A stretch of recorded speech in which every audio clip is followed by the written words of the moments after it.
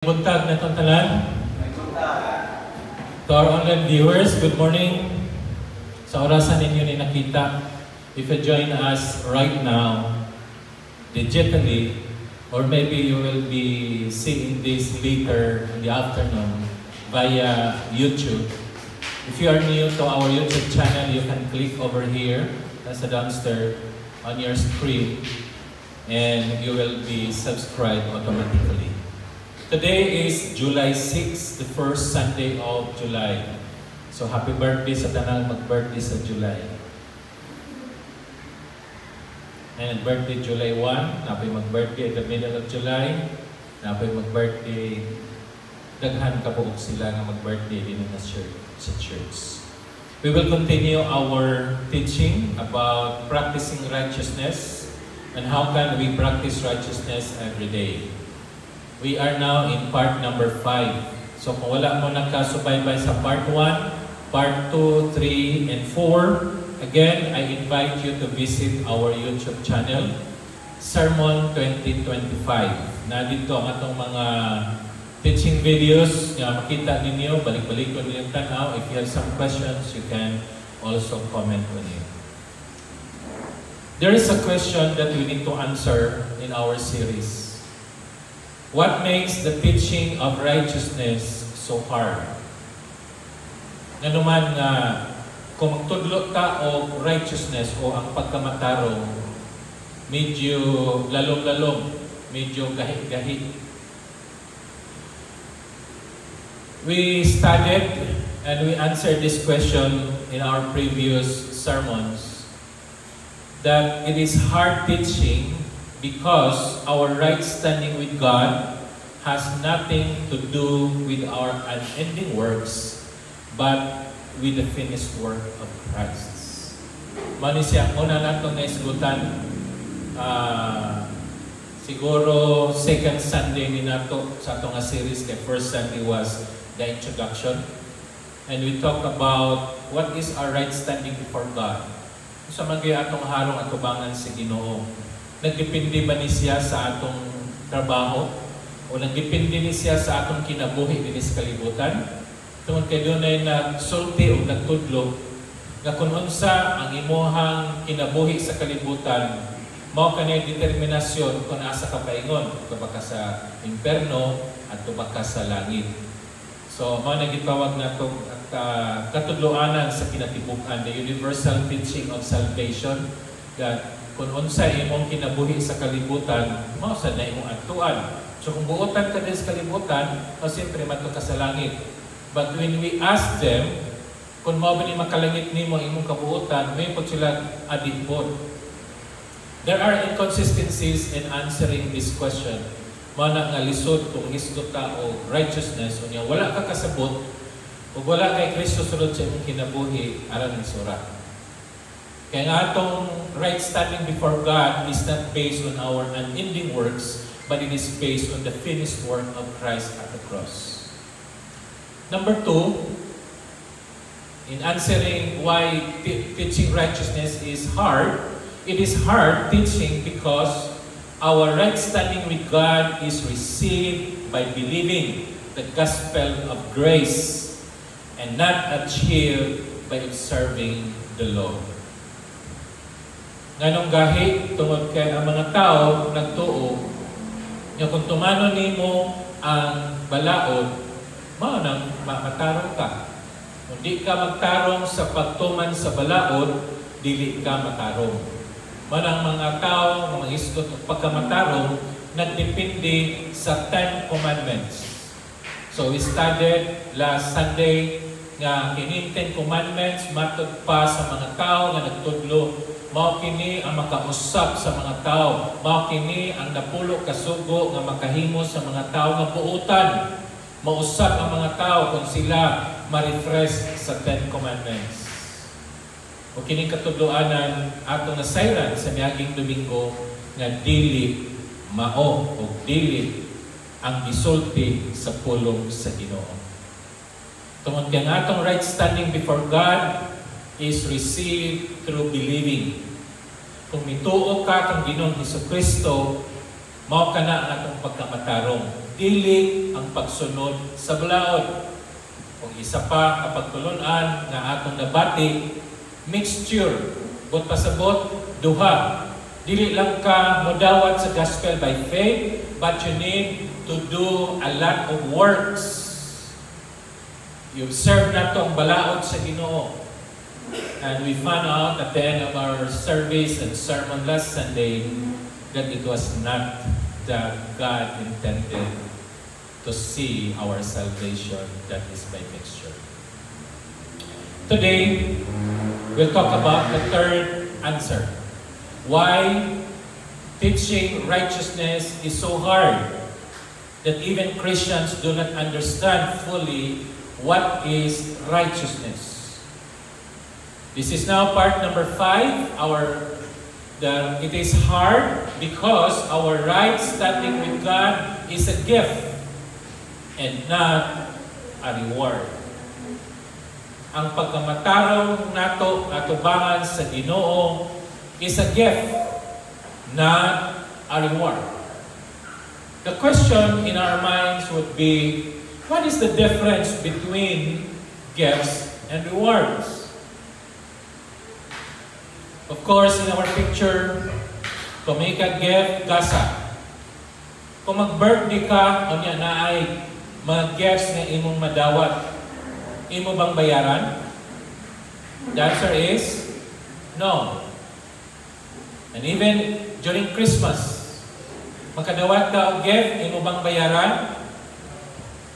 Dili. Kung sa imong buhaton, tanaw ng presyo, kung mao ba ni nga presyo ang atong gisabutan. Kaya nagsabot ka nga 500 ang atong gift, kunya kay wa man kuhaan niya ang price sa iyang gift. Anong 450 raman ni? Nang sabot na to 500. Daya. Di masuko ka, malain ka sa naghatag nimo, imong i-post sa Facebook nga sabot na to 500, ganun 450 raman ning naa sa price tag na wa kuhaa. Ning tubag ko tong usa sa Facebook. Ang rapper di ay 50 may bayad. So 500 hapon ang tanan. Dili ingon ana ang atong definition or description of the word gift. Tungod kay ang gasa, dawaton, nga walay bayad. Pero how about reward? Ano makadawat ka o reward? Ganong i-proclaim ka na ikaw ang winner. Ikaw ang kuya sa balay ni Kuya. Big Brother gabi na awarding. Ikan sa feed nga to sa top 1 na Big Brother. Nanong gi-awarden man siya, the top 1, the most, the best, tungod sa imong performance. Therefore, ang kalahian nilang duha, ang gasa, dawaton nga walay bayad, dili tungod kay angayan ka, tagaan, kung dili tungod na sa kaayo sa Ginoo. Ikaduha, ang reward, madawat na nimo kung nag-perform ka. Manang ang salvation, daghan nga mga pagtulunan sa uban. Ang pagkamatarong, lisod, sabton, kung ang imong pagsabot sa kaluwasan, nagdepende sa duha ka butang. Pagtuo, kay mo dawaton ng Ginoo, o pag-perform, aron kang maluwas hangtod sa katapusan. Well, ato na siyang tanawon in two phases. Under the law, in the Old Testament, and under grace, under the New Covenant. Under the law, righteousness is a reward. So, pwede na ito tanawon ang righteousness in two phases. It is a reward according to the Old Covenant. Deuteronomy 6:25, Moses writes, "Then it will be righteousness for us if," there is a conditional word there, "if we are careful to observe." What is that word observe? Imong gibantayan o imong gituman. All, there is no exception, all these commandments. Pila ka commandments gihatag ni Moses ngadto sa Israelita. Depende sa pila ka buok gihatag sa Dios ngadto kang Moses. Pila gani ka buok? Louder, pila ka buok ang these commandments nga gihatag sa Dios ngadto kang Moses ug si Moses nihatag ngadto sa mga tao. Napo ra? 613. 613 laws nga gihatag sa Dios ngadto kang Moses. And Moses wrote it all for the Israelites to observe, to obey everything. If they obey everything, kasi may tabo nila. Ingon si Moses, this will be our righteousness. So, unsaon man pagkamatarong sa mga tao under the law, tumanon ang balaod. Pila may tumanon, napo ra? Ibutan lang ka, napo. Kaya may naman sila nga, Pastor, ka ng 613, gi-compress na into 10. Okay. Sige, granting without accepting. Alitas na po. Pila na ninyo dinhi na nakatuma na perfectly sa napulo kasugo. Ang tubag, wa pa pastor, padung pa. Therefore, kung under ta sa balaod, dili pa ka tarong, padung pa ka matarong. See? If our thinking is we are under the law, we follow the commandments of God in the Old Testament, then as of now and as of this moment, dili pa ka matarong. Dili ka tarong. Usa man ka? Hiwi. Pero pastor, usa na lang kabuok ang akong wa natuman. Charo na po, siyam versus usa, di ko malangit anak. Unfair. Sa giingon ni Santiago. Ingon Santiago, kung ma-miss nimo ang usa sa balaod, you miss everything. Kaya ni question sa Ginoo, ingon ni ani, 0 or 100%. Walay 99%, walay 50% ang tanan. Iya sa Dios, whether 100% ka or 0. Yan si James. If ma-miss ni mo sa, miss ni mo ang tanan. So, mana nga, hangtod karon, wala pa'y nakatuman sa balaod na tao gawas kang Ginoong Jesucristo. If you were here last Sunday, mo na atong isgutan. Who ends the law? Who fulfills the law? Christ ends the law. Christ fulfills the law. Iyan ang gituman. Nagkaroon, ikaw kung tumanong balik. So, kinsa may maayon yung duha ni Jesus o ikaw. Ikaw na lang, ayaw na lang ito kang Jesus. Kung tumanon man mo ng tanan, ala, tumana. Matuman mo? Dili. Kaya gituman na ni Jesus. Let's take a look at the righteousness under grace. Righteousness under grace is a gift. Romans 5:17, Paul writes, for if by the one man's offense, death reigned through one, much more, those who receive abundance of grace and of the gift of righteousness will reign in life through the one. Who is that one? Christ Jesus. Now, kinsa man po itong one na sa ibabaw?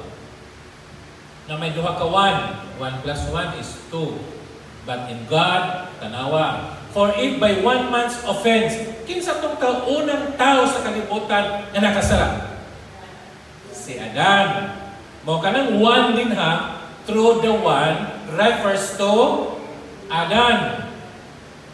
Si Adan ang unang nakasala. Therefore, one man's death reigned through the one, which is Adan. Much more, labaw pa, kadtong nakadawat sa grasya o gasa sa pagkamatarong. Tanawa. So, righteousness here, according to Paul, is gift. Gift of righteousness.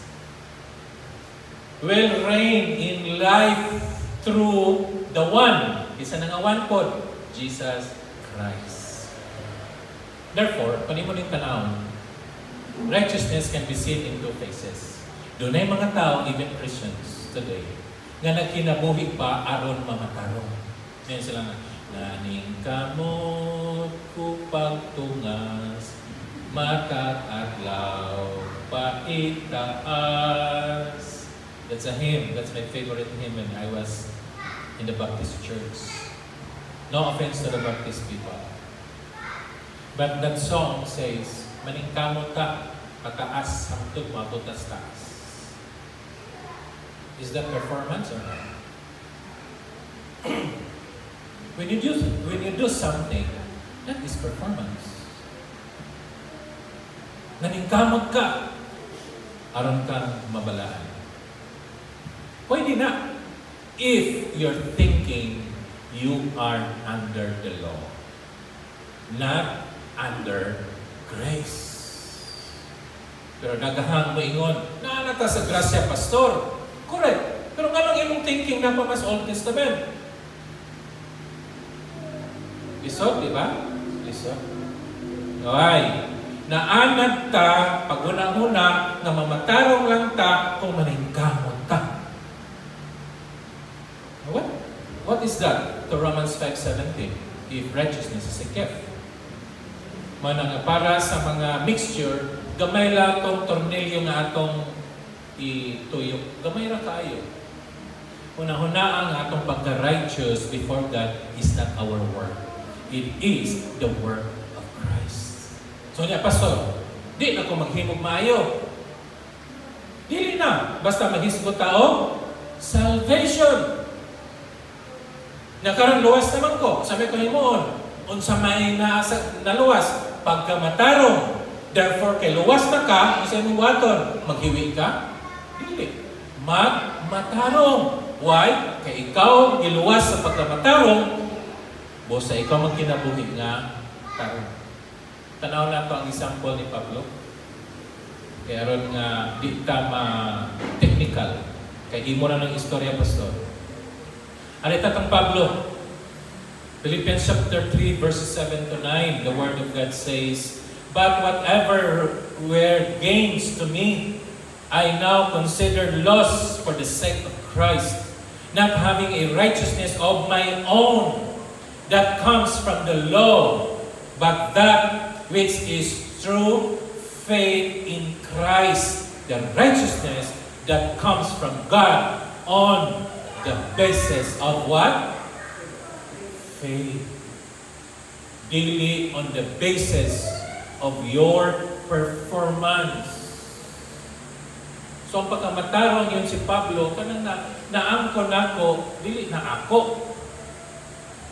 Kung mo tanong si Pablo, he was the ultimate religious achiever and no one earned righteousness. E kung naa, it would have been he himself. Now, consider Paul in all his religious achievements. Ingon siya, I consider loss for the sake of Christ. Kung sa may mga achievement karon, dili na imo. Ayaw na ipangambok. Aw. Nakakuman ko kay araman na ganang kong tuon. Kaya nang di naman ko matog. Mga niya kung gihimo. Kusa ka mo, kung gusto mo nga makapasar sa board, mo na imong himoon 1, 2, 3, 4, 5. Yang managkot na yun sa katapusan. Di ba pasar mo? Di ba mali kasagaran ni sultis mga tao? Kung gusto ka mo pasar, pagtuon. Dilit, maglugoy-lugoy. Dilit, ganang dilit. Manihimoon. Di kisa may di kapasar, anak. Muna, di kapasar niya. Grabe na lipaya. Yes! Lipay kay siya kay nabayaran ang iyang kahakot. That is reward. Nang hambog ka sa naanin mo karon. Pero dalawas Pablo kung siya mahambog. Pwede ba niya hambugan? Yes. Sa mga wali na ito, ni Pastor Ryan, ni Pastor Leo, makahambog ba ta sa tanan ng achievements? No. Kung gwapo ka karon gwapa, dili na imo. Dato karon o unsa imong kahimtang, it's not yours. it should be as cry to God. Bilang God, dili tayo nyo na. Nakisa din nagtrabaho, pastor. Ikaw, o kisay gahatan niya mong kusog. Ang Ginoo, ang Ginoo man di ay, ano, ikaw may mahampok. Nagnegosyo ka, kamaog ka ng negosyo, daghan na ka kwarta. Nga naman na, maayo mong kumukunin itong kwarta, kisay gahatan niya mong kaalam. Ang Ginoo, ano, ikaw may mahampok. Well, let's go deeper. According to Paul in 1 Corinthians 1:30, it is because of Him. Who is that Him? Referring to Christ. It is because of Him, Christ, that you are in Christ Jesus. Nganong naman ta ni Kristo? Kinsa may naghimo-nimo nga nakang kang Kristo? Si Kristo na usab. Kung gusto si Kristo nga kuhaon ka niya, ang gusto nako kuhaon ka, ako'y mukuha nimo, ari nako. Wala ang ingon sa verse. It is Christ Himself who take us into Himself. It is not you, it is not me. Dili ako ning dool sa Ginoo. Dili ako'y nagdala o nagdesisyon nga ako maluwas or dili. It is not our decision to be saved or not. It is the decision of God. Munang ayaw paghambog nga naluwas ko kay nidawat ko sa Ginoo. Wa pa akong dawat sa Ginoo, di ko maluwas. Gamay ra gyud taon na o tornilyo nga atong tuyokon para masaktan nato. Ano nidawat mo ka sa Ginoo? Tungod ba kay matarong ka? O di ko, mag-ampo man ko. Kisa may mong giampuan. Ang Ginoo, kunoon sa gibuhat sa Ginoo nimo, itagaan kong pagtuo. Ug iyon sa nimo ng pagtuo, mo niya akong gigamit sa pagdawat sa Ginoo. Di mo ba na? Dili. Dili. So ayaw pahambog. Ano ni Pablo? Kay naanak ka kang Kristo, kinsa man si Kristo, who has become for us wisdom from God. Kinsa si Jesus? He is the wisdom from God. That is, number 1, our righteousness. Number 2, our holiness. And number 3, our redemption. Ano wala doon si Kristo? Siya'y namili, siya'y ningkuha para niya. O sige mo sa tao, naghulat ra kuniton. Naghulat ra ang tao nga kaluy-an sa Dios. Ngano tungod sa atong pagka-makasasala. Ang naa sa ato, sala. Ang naa sa Dios, pagkamatarong, mao nang naghulat ta nga grasyahan sa Dios. Uniton ka sa Dios para ihatag ka iyang kaugalingon. Kay naa ka kang Kristo, naa na kong righteousness, naa na kong holiness, ug naa na kong redemption. We go further to the book of Hebrews chapter 10 verse 14. For by one sacrifice, who is this sacrifice? Kinsay usa nga nagsakripisyo. Still refers to Christ. He has made perfect. Kinsa may ang gihimong perfect? Those who are being made holy.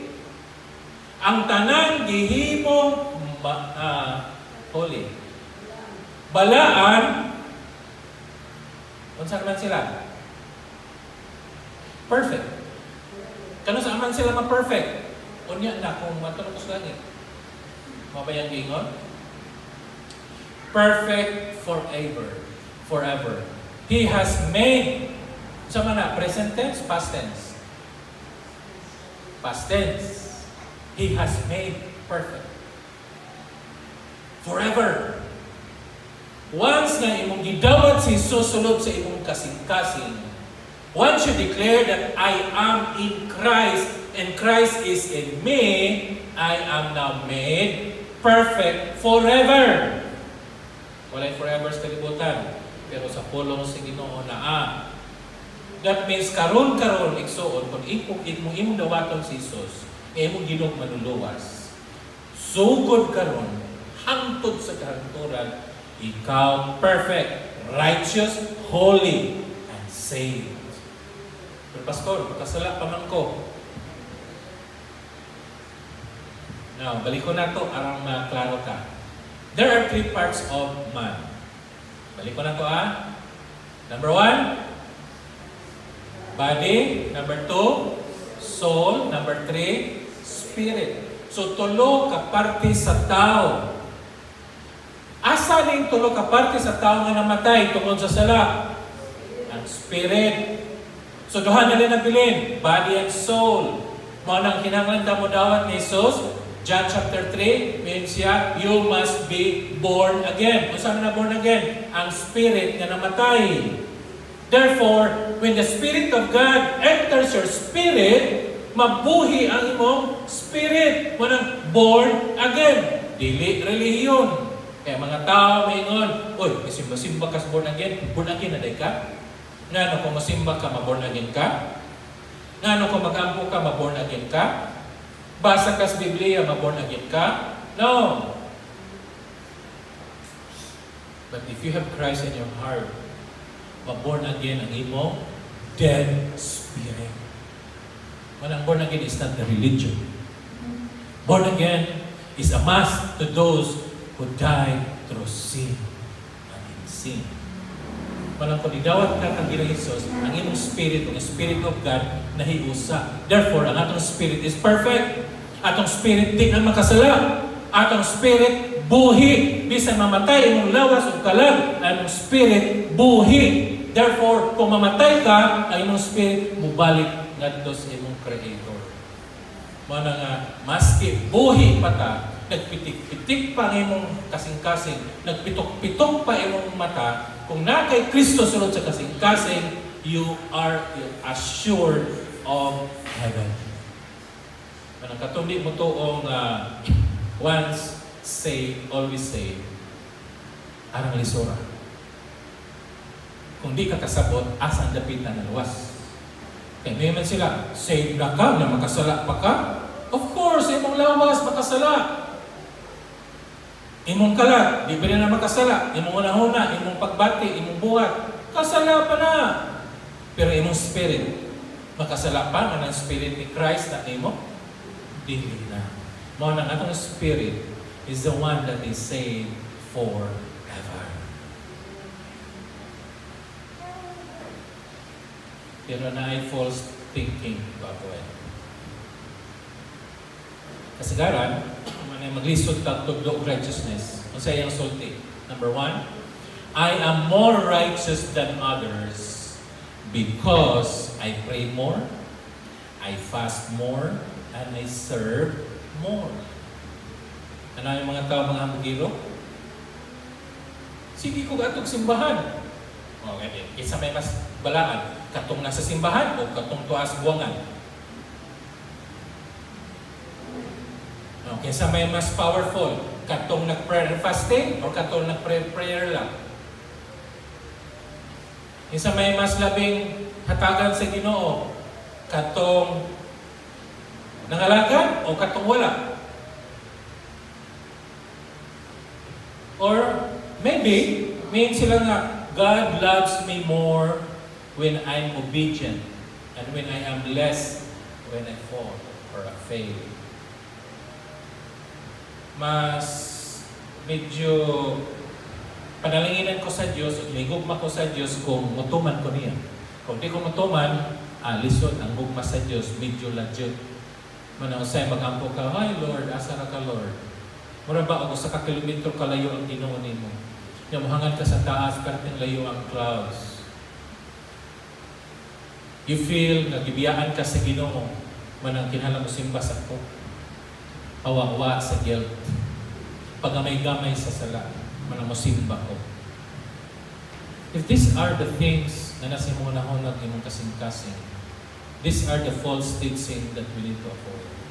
Why? The truth is, in Christ, our sins are hidden. When God looks at us, He sees our righteousness in Christ. Dili performance ang gidiman sa Ginoo, kundi si Kristo. Kung naay Kristo karon sulod sa imong kasing-kasing, kung ang Ginoo mo tan-aw nimo, di ka makita, di ko makita, kitang tanan di makit-an. Isa may makita? Si Jesus. Kaya kung ikaw may makita, di ka kasulod. Ang makita sa Dios mao si Kristo, ang pagkamatado ni Kristo. So what would be our applications today? Number one, let us stop trying to earn what God freely gives. Kana atong mga performances, kana imong ipaghimo, na imong i-claim, that's not yours. Kining atong pakakita, dili ni ato.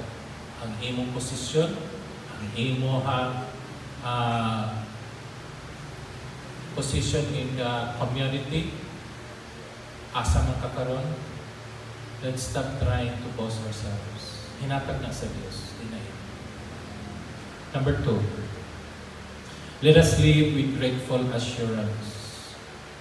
Sa may assurance na to, that we are not anymore guilty in the eyes of God. You are righteous. Kung ngayon may ingon mo, ikaw dako kang makasasala, in Jesus' name, wa na. Dili kay gamay na. Dili ko dako, mas dako ka kaysa ako. Dili. In the eyes of God, nothing. Wa na makita sa Dios. Then can you afford to live a life that is not Christian life?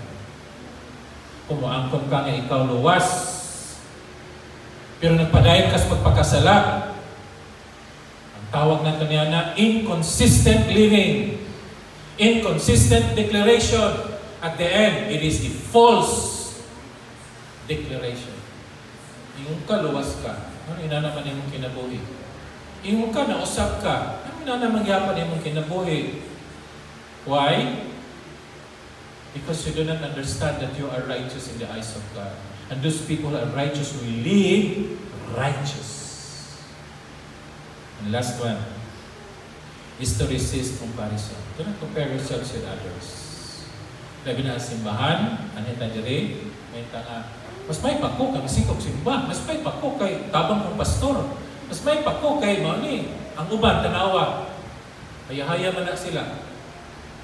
Stop comparing yourselves to others. Ang ato lang pangutana, sa may imong gihimo? Sa may atong performance kung kita may luwas na? Are we living like a saved person? Or na kinabuhi ka nga, luwasonon pa? Asa man kita ani? Luwas na, pastor. Pero resort ba ng kinabuhi? Yes, it's hard. It's hard to live a righteous living. It's hard to live a holy living. Why? Mawad-an ka of friends. Inginon ka nga killjoy. When you do good, binuangan ka sa mga tao. Simba ka, paana Tuanag Santos. Nga kung magdakag Biblia, inong ka, tuanag si pastora. Tuanag si pastor, kanigdag Biblia. Manuban, taguan. Uban, cellphone na lang dalon. Ano ingnon nga asa ka? Sorry ko. Labi ng simbahan na sa mall. Mangumpra ko. Mamalit ng daan. Masod sa simbahan, mamalit ng daan. Marang nakuha. Why? Hadlok, sultihan sa silingan, nagitan sa simbahan. Let it be. Let our struggles continue until the end of our life. For we know that we are in Christ. The big idea is, atong basahon tanan, ready, go. In Christ, we are righteous. Again, in Christ, we are righteous. Let us pray. Father God,